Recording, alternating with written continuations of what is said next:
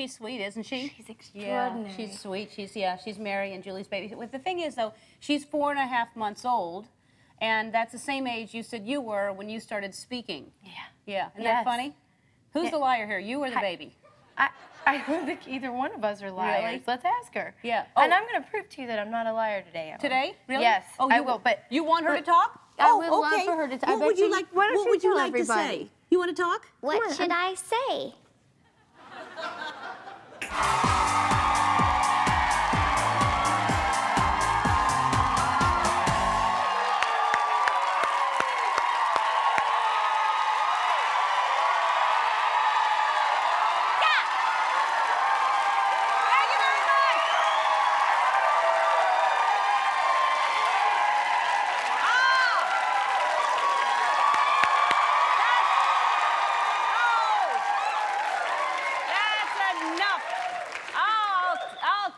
Thank you very much. Back at you. Take a lot of that back. Hold it, cup it in your hands, and walk around like that with it. Oh, how are you? Good? I'm glad. I realized today I counted how many times I say "How are you?" and it's approximately 1,000 times a day. Because in the office here all day long, I don't know if you have the same problem when you're working someplace. I try to say, you're walking around the hallways, and I try to greet every single person, and every single time you pass them in the hall, it's something, and I'll greet everyone. I don't care if it's even a "Who the hell are you?" I'll say something to somebody to try to acknowledge them. But when you see the same person over and over again, it's kind of hard. Do you have to say hi every time when you pass them in the hall? You go hi, and then you're coming back the same direction. Hi. Do you have to? I think once you say hi, the next time you just kind of wave, and then after that you nod the head kind of thing, and then if you still see them, they're following you. That's what I say.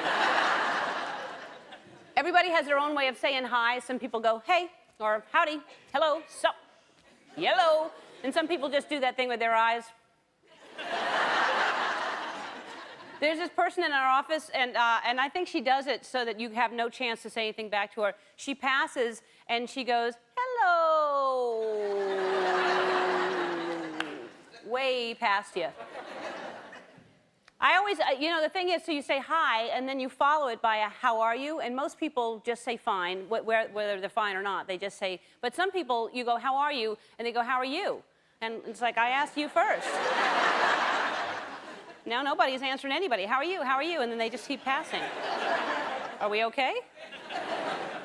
Some people have snappy answers. You're walking around and you go, how you doing? Well, I'm alive, I know, I wouldn't have said hello. Or you'll ask them, how they're doing, and they'll say, oh, can't complain. And that's the weirdest thing. And I tried that once because I thought, well, that's kind of good. And so I tried it because I thought it was kind of clever. Like, can't complain. And then the person said back to me, really? Think harder.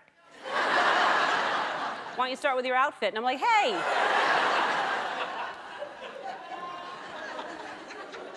I don't like when you're on a hike or something, when you're walking and there are strangers that you're going to pass. And this always happens to me when I'm hiking. That's why I say that. You're walking on a trail, and there are people that you're not going to say hi to because they're looking down, and there's no way they're going to look up at you. And you go, fine, okay, I'm not going to say hello to you. But then some people, there's kind of some eye contact going on, and that kind of weird smile kind of far away. And so when you get close, so I always take a chance and I go, hi. And then they don't say hi back after all that. That's not fair. I mean, they shouldn't have made eye contact with me. I think we've made an eye contact contract. That's what I thought. I thought we had an agreement, and I'm like, how dare they? I've got an eye contact contract with this guy over there. Every time I look at him, he plays music, and then I dance.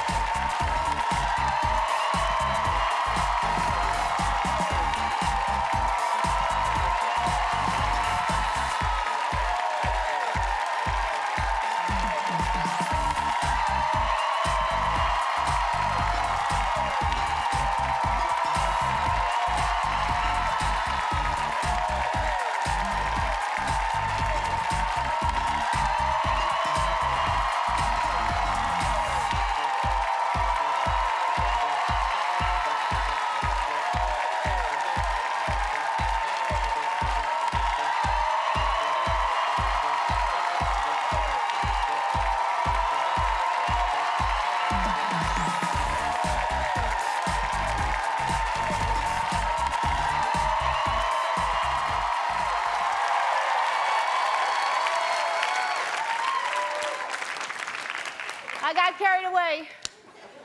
It was a minute 10. On Friday's show, a minute even. A minute even. I started out with 1:15, then like 1:06, then a 1:01. A minute even on Friday, and now I went back up to 1:10. I'm trying to keep it at a minute, though. No, I want people to be able to time their eggs by my dancing. All right, on the show today, Brittany Murphy is here.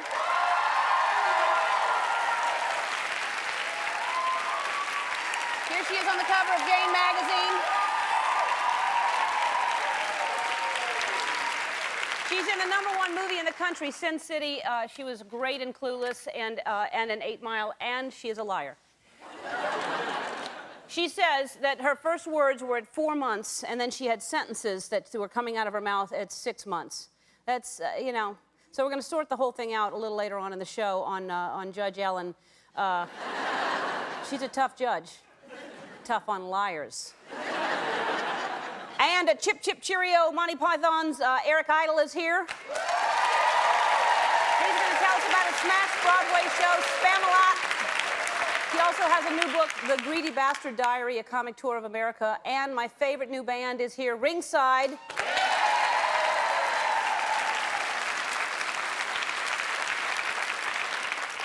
My friend Baltasar Getty is in the band, and he gave me a copy of this 8 months ago before it came out. They're a brand new band. This is their television debut, and they're going to be singing Tired of Being Sorry from their first CD, Ringside, and you will love them. It's my favorite new band. And but first, our 2 new entries into the Bad School Photo Tournament.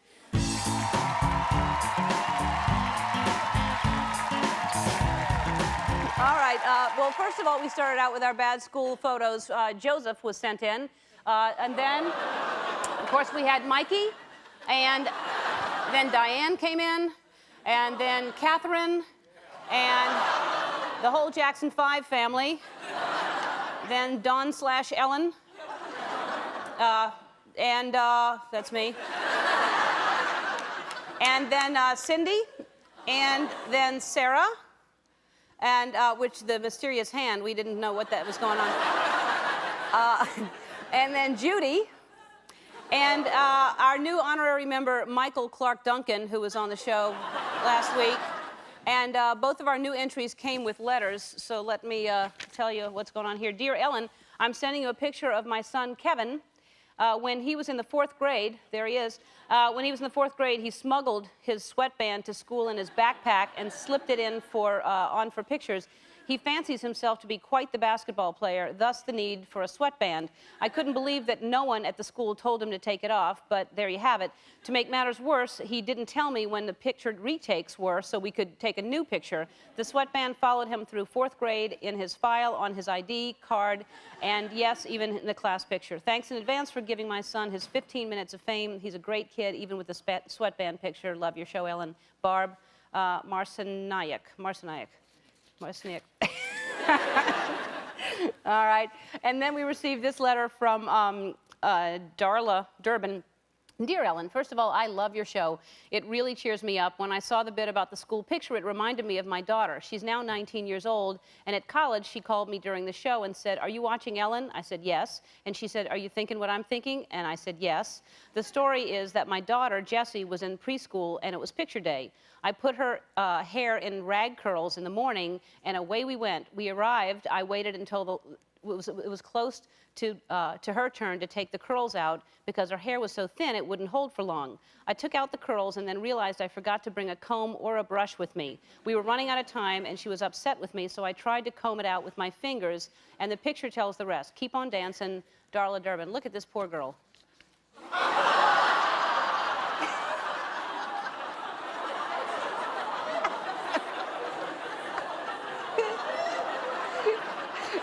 Oh, man. That face just says it all. That's just, how could you, Mama? Oh.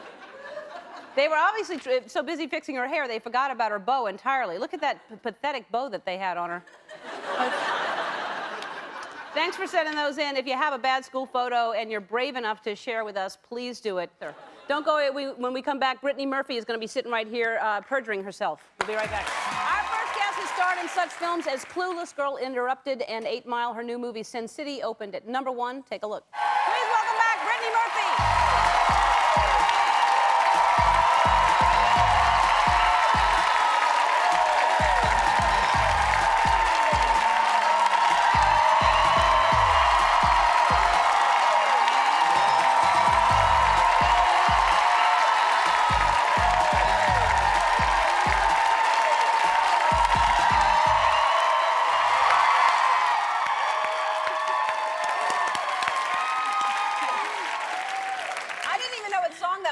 was man-eater, wasn't it?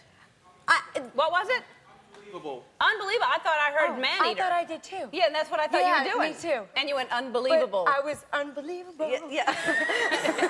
You were unbelievable. No, I didn't know. You look great. Thank you. You look great. Yeah, you do. I'm having hair envy. I was going to say, the last time you were here, it was blonde and short. It was. Is that all your hair? It is right now. I own it. All right, so we're going to clear the thing up. I don't know if everybody really understands, because it sounds rude that I have you on the show and then I call you a liar. We're going to clear it up later on. It does sound a bit rude. Yes. Well, and normally, you know how I am. I just calls them as I sees them. And I... Yes, and you know, there's nothing I can't stand worse than a liar. Right. So we're going to clear it up later on. Correct. All right. Now, you're not lying about this. You don't have a driver's license. That is correct. How is that possible? It just happens sometimes. You're 27. Yep, that is correct as well. Yes. We're not on Judge Ellen, yes. Just answer like you're a guest. Okay, should I be... Oh, wait, I'm an actor. I have to slouch. Yeah. So, how do you not have a driver's license? I just didn't get around to it, because I was living in New York, actually, a lot of the time. And for the formative driving years, but I do have to get a driver's license by June when I go to London to shoot this really cool film, guys, called Love and Other Disasters. But in the film, I drive a lot. So I'm going to be learning to drive for the first time over the next month and a half. On the wrong side of the road? Correct. Oh. I'm getting my American license so that I could drive internationally, so that I could then learn to drive on the opposite side of the road. It's just scary. Well, why does your American license apply there? Can you use that in London? Why don't you just get a license there? Well, then when I came home, I want to drive eventually. Well, we don't want you driving here. Not if you're learning over there. That's horrible. Because, I mean, even a person who's driven for a long time would have a hard time adjusting. Well, and I don't think I could do that and chew gum and act in the scene. But haven't you driven in movies? Yes, many. Well, tell us about Sin City. It looks great and really, really cool movie. Wow, this is, I believe, just a cinematic extravaganza. I believe it will be a part of film history, and it'll be taught in film schools 10, 20 years from now. I think it's so cool. That's what everybody says. It's just a cool movie. That's why it's #1. I would love, well, that doesn't necessarily make a movie #1, but you know what? That's why it should be #1 this weekend again. So please, come out and see Sin City. You should go see it again. Yeah. No. But not for me. Because there's a lot of, thank you guys. There's a lot of actors in the picture, and I feel very privileged to be in this one. You're adorable. She's the most adorable human. Yeah. The only reason you looked her right in the eye. It's so refreshing.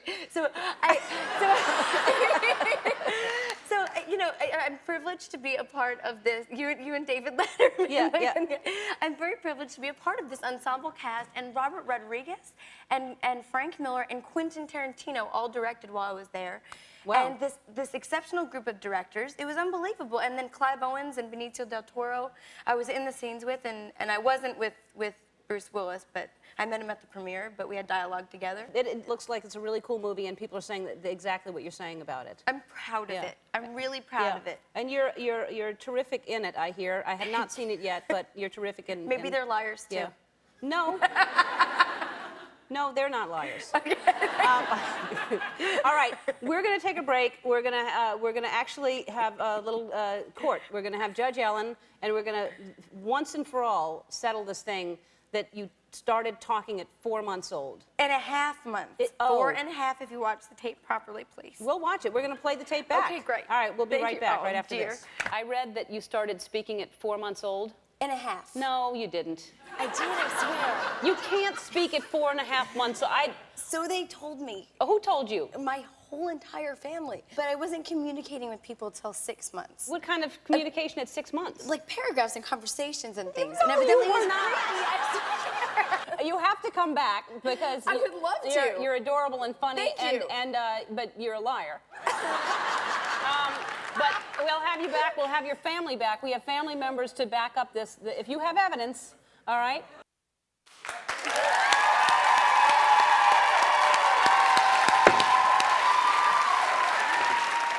All right, with Brittany Murphy, and you heard it. She says she has evidence today. Brittany is in our court to prove her case in a new episode of Judge Ellen.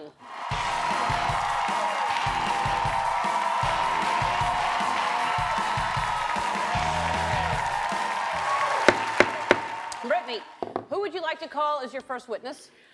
Well, I have my mother, Sharon, and my aunt, I call her Tessie, but her name is Stephanie, on the phone right now. They couldn't be here in person. Where are they? Who's that man? Just out of curiosity. Answer the question. My Aunt Tessie's in New Jersey. My mom is in California. They're both at home. They weren't able to make it, but they're all on conference right now, I believe. Hello, Mama? Sharon and Stephanie? Yes. Hi. Yes. Who am I speaking to? Which is which? I'm her mama, Sharon. Hi, Sharon. Hi, Ellen. Hi, Sharon. Hi, Mom. Hi, baby. Yep. Order. And Stephanie, you're on also? Yes, I am. How you doing, baby girl? I love you. Hey. I love you, Dumpling. Hi, Stephanie. All right, Hi. even though I can't see you, please, both of you, raise your right hands. The other right hand. Do you swear to tell the truth, the whole truth, and nothing but the truth? So help me God. Goodness. All right. Liars. Okay. Sharon, are you Brittany's mom? Yes? Yes, I am. All right, we will start with you because tell us the first time you heard Brittany tell a word. Well, it was weeks before Easter, the year she was born, well, months after she was born, about 4.5 months approximately. And we went to New Jersey to visit our family, and the first word out of her mouth was bubble, and her aunt, Deba, who's another aunt, was blowing bubbles and kept saying bubble, and Brittany said bubble, and I almost had a heart attack and fell over and couldn't even believe it. And that same day she said 8 additional words. She said 10 words this same day. And she was approximately 4 3/4 months old. And it was just extraordinary. Thank you. All right. Love you, baby. No, it sounds similar to baby talk, baba, but those could be words. And Stephanie, do you have anything to add to that, Stephanie? And let me remind you, you're still under oath. Oh, well, thank you for reminding me of that. Actually, it was probably maybe about a week after that incident when they were staying at our home, and Brittany actually had put 2 words together. And she was sitting in her big wooden high chair, like all the rest of the Murphy clan children, and she said, Uncle Bull.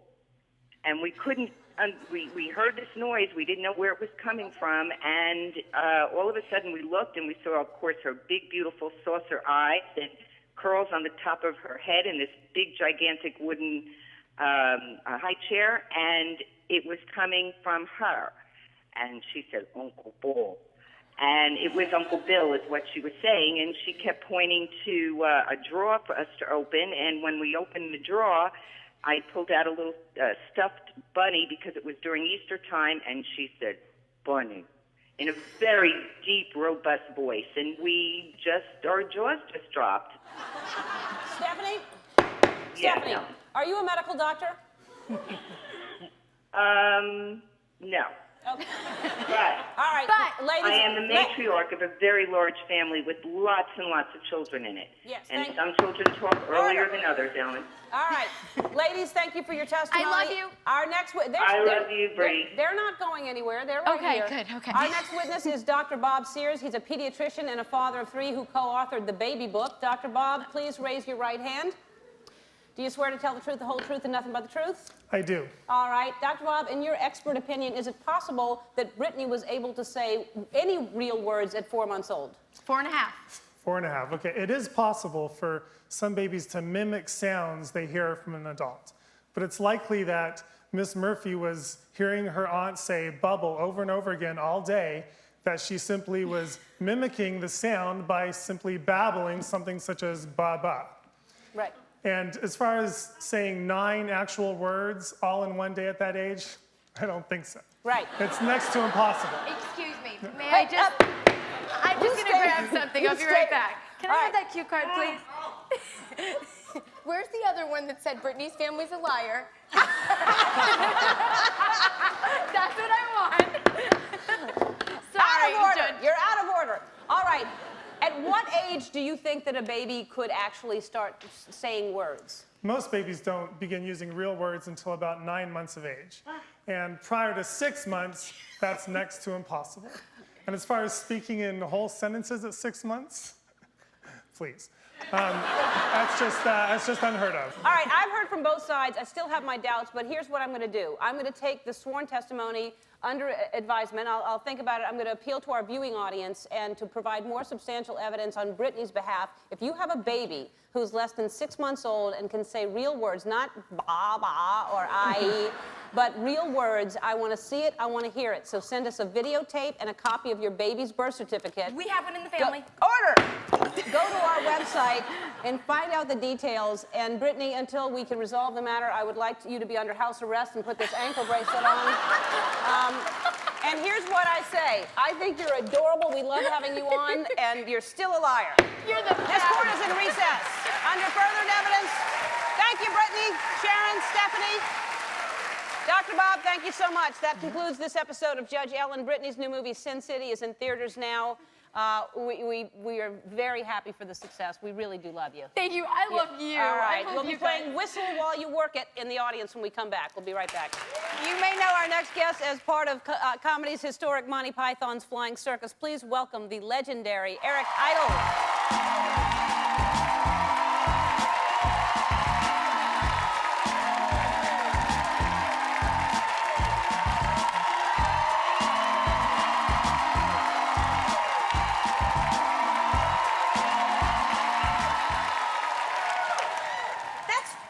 These pants. And Do you love them? I do. They're so sweet, aren't they? They couldn't They're really look more neat. comfortable. Thank you. I know comedians like comfy pants, Yes. you know, and baggy underwear. Yeah. And That's- baggy underwear? I think so. Did you get the underwear backstage? I got the underwear from Mexico. Uh-huh. And how long were you there? About a day. That's not a long time. Well, it's a holiday. Yeah. You know, I had a long time. I lay on the beach and got older. And that was it. Oh, you That had was it. You had a birthday when you were there. Thank you. Yeah. Well, you did, and you turned 62. Hey, well, thanks for telling them and Yeah. sharing. It's very Yeah. nice. And I'm almost using my last word. Uh-huh. Yeah. 62 and a half I am. And my last word was bubble. Yeah, what do you think about that? She's lying. Yes. Now, so 62, is that a good age, or is that, how do you feel? It's a great age because you don't have to remember anybody's name. Is You that... can, yeah, I go and I call people and I go through a list of names and then eventually my wife arrives. You know, I don't remember her name anymore. I don't remember anybody's name, really. I was at a party the other day in New York and I was talking to this guy and he had grey hair and slightly close-set eyes and I said, "What are you doing now?" And he said, "Oh, I'm still president." So, you know, I don't care anymore. I call everybody darling, you know, because you're in show business, you can do that. That's safe, yeah. Yes. Hello, sweetie. Hello, darling. Yeah. How are you? Yeah, I'm not at that age, but I have no idea anyone's name. It's, no. Now, but you know, it seems like do you remember Prince Charles? I vaguely remember Prince Charles, yes. Because, yes. you know, he just got married this past weekend. He did finally to his childhood sweetheart. Yes. I like that. And now you know them very well. Well, I don't know them very well. I met her on a couple of occasions. I met him more than I met her, because we go on a holiday with Billy Connolly up in Scotland, in this castle, and all these comedians gather, like, you know, Steve Martin and Robin Williams, and we all get together and we all wear kilts and get very silly. Uh-huh. No underwear. It's like that. And Charles hears we're in the vicinity, and he comes to dinner. Because one thing he loves is comedians. Really? Because they're the only people who tell him the truth. Absolutely. So he was in Cambridge at my college, and he was in the Footlights Club, which was a you know, comedy club. He likes comedy, and he likes comedians. Wow, that's great to hear. Nice, isn't it? And you have performed for the Queen as well? I did once appear on the Royal Variety Show, which is a command performance, and I appeared as a little Japanese lady. You know, so, and I popped up and sang Always Look on the Bright Side of Life. And she nearly fell out of her box, God bless her. Yeah. So it was, she suddenly woke up. Yeah. You know, oh, there's something. So So I it's just the liked one her. time? Just the one Yeah. time, yeah. She didn't ask me back. Odd. That's odd. Not really. Yeah. So, and now you're doing Spam-A-Lot on Broadway, and it's doing really, really well. Mike Yeah. Nichols is directing it. Mike Wallace, wasn't it? No, no, is it's Mike it Nichols. Mike Nichols yeah. or Mike Wallace? I forget. Anyway, Yeah. it's one of those two. He's Mike something. And it's doing very well. Describe the Huge. show to Well, I've adapted the Monty Python and the Holy Grail as a Broadway musical. And we put it on Broadway. It took me 3 years, and I got permission from all the guys, and it's this huge hit on Broadway now, suddenly. and it's a great cast. You have David Hyde Pierce and I Hank forget Azaria. the names of the people in Yeah, the show. well, David Hyde but they're Pierce. apparently a great cast. Yeah, they really are a great cast, and it's doing very well. Yeah. Congratulations. Spam-A-Lot is currently playing at the Shubert Theater in New York. Ringside is going to perform after this. Don't go away. We'll be right back. I want to thank Brittany Murphy, Eric Idle, and Ringside. Tomorrow on the show, Tom Selleck, Hall & Oates, and from Jake in Progress, Wendy Malick will be here. I'll see you tomorrow. Bye-bye.